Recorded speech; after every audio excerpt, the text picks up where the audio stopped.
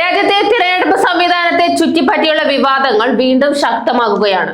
മുഖ്യ തിരഞ്ഞെടുപ്പ് കമ്മീഷണർ ജ്ഞാനേഷ് കുമാറിനെ പദവിയിൽ നിന്ന് നീക്കം ചെയ്യണമെന്നാവശ്യപ്പെട്ട് 73 എംപിമാരുടെ ഒപ്പോട് കൂടിയ പുതിയ ഇംപീച്ച് നോട്ടീസ് പ്രതിപക്ഷം രാജ്യസഭയിൽ സമർപ്പിച്ചു.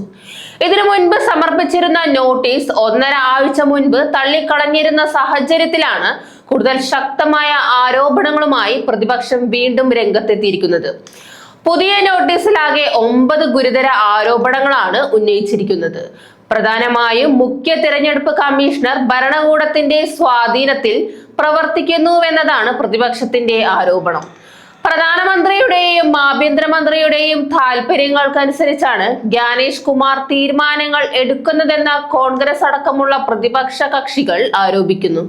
തിരഞ്ഞെടുപ്പ് സമയത്തെ മാതൃകാ പെരുമാറ്റച്ചട്ടം ലംഘിച്ച് പ്രധാനമന്ത്രി രാജ്യത്തെ അഭിസംബോധന ചെയ്തതിന് പരാതി നൽകിയിട്ടും തിരഞ്ഞെടുപ്പ് കമ്മീഷൻ യാതൊരു നടപടിയും സ്വീകരിച്ചില്ലെന്നാണ് മറ്റൊരു പ്രധാന വിമർശനം.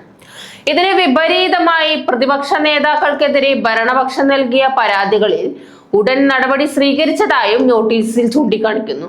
ഇതുവഴി തിരഞ്ഞെടുപ്പ് കമ്മീഷന്റെ നിഷ്പക്ഷത ചോദ്യം ചെയ്യപ്പെടുന്നുവെന്നാണ് പ്രതിപക്ഷത്തിന്റെ നിലപാട്. കേരളവുമായി ബന്ധപ്പെട്ടും ഒരു വിവാദം ഉയർത്തിക്കാട്ടുന്നു. തിരഞ്ഞെടുപ്പ് കമ്മീഷന്റെ ഔദ്യോഗിക രേഖയിൽ BJP മുദ്ര പതിഞ്ഞതായി പുറത്തുവന്ന സംഭവമാണിത്. ഈ സംഭവം തിരഞ്ഞെടുപ്പ് സംവിധാനത്തിന്റെ വിശ്വാസ്യതയെ തന്നെ ബാധിക്കുന്നതാണെന്ന് പ്രതിപക്ഷം ആരോപിക്കുന്നു. താഴെത്തട്ടിലെ ഉദ്യോഗസ്ഥർക്കെതിരെ നടപടി എടുത്തെങ്കിലും അതിലൂടെ മുഖ്യ തിരഞ്ഞെടുപ്പ് കമ്മീഷണറെ ഉത്തരവാദിത്തത്തിൽ നിന്ന് ഒഴിവാക്കാനാകില്ല എന്നും നോട്ടീസിൽ വ്യക്തമാക്കുന്നു. ഇതോടെ രാജ്യത്തെ തിരഞ്ഞെടുപ്പ് സംവിധാനത്തിന്റെ വിശ്വാസ്യതയും സ്വാതന്ത്ര്യതയും വീണ്ടും ചർച്ചയാകുകയാണ്.